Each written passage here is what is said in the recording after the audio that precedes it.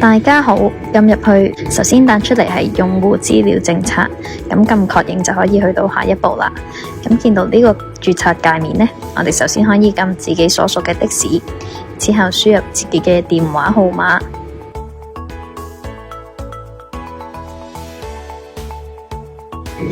咁輸入完電話號碼之後呢，就可以輸入自己嘅密碼。咁我哋再撳多次確認密碼啦。撳完之後，我哋就可以撳右上角確認呢個掣啦。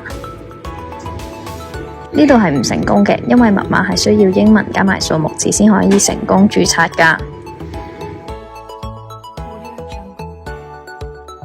咁記得仲要開啟埋 GPS， 咁我哋先至可以註冊成功啦。咁如果有啲咩問題呢，都可以歡迎 WhatsApp 我哋技術支援嘅，我哋就可以撳確認就可以去到下一個界面啦。咁我哋等一陣，等個 app load 到之後呢，我哋就會進入去電話驗證呢個部分啦。咁記得撳黃色掣打電話去驗證，咁就可以驗證成功噶啦。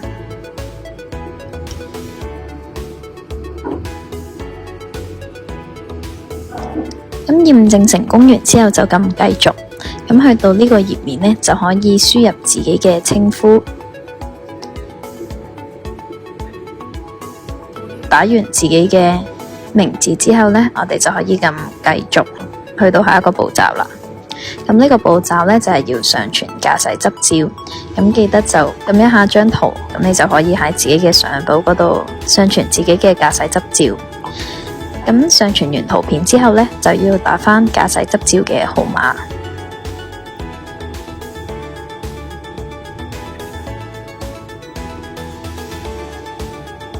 咁打完之後呢，就去到下一步，就係要選擇駕駛執照嘅有效日期。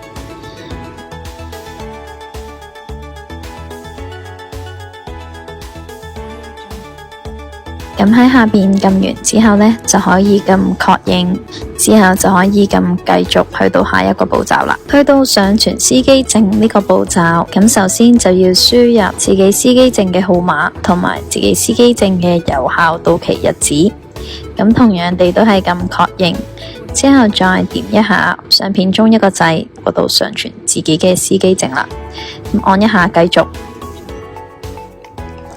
之後等一陣就會去到會員守則呢個頁面，咁裏面就清楚列明車費、接 order 同埋投訴系統嘅準則。咁撳確認就可以去到加入車牌呢個位置啦。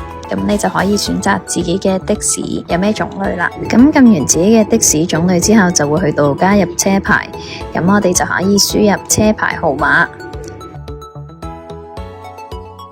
輸入完之後就可以撳確認，之後就可以撳按此選擇持車。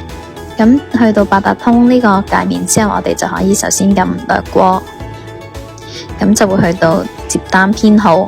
咁呢就可以撳所有 order， 之後呢就會去到簡易模式定係進階模式呢個版面啦。咁就可以撳簡易模式，就可以撳埋個剔號掣，之後就會去到設定字體嘅大細啦。自己嘅字體較到有幾大就可以撳幾大。咁我哋去到呢個頁面呢，去到右上角嗰三條橫線呢，就係主要設定，就可以自己設定呢個 app 嘅唔同選擇啦。咁呢，你就可以去設定。之後新 order 提示聲啦，朗讀新 order 或者任何接單編號啊，呢啲就可以自己選擇返自己中意嘅模式啦。咁之後我哋就會去到呢個頁面啦，就會話證件可能要等一陣，我哋有專人會幫你核實所有資料嘅。之後司機就可以撳離開程式，等半個去到1個工作天之後再重新登入。咁我哋可以撳登入，之後有晒自己之前已經設定咗嘅資料，撳確認。之後亦都會同樣出現會員守則，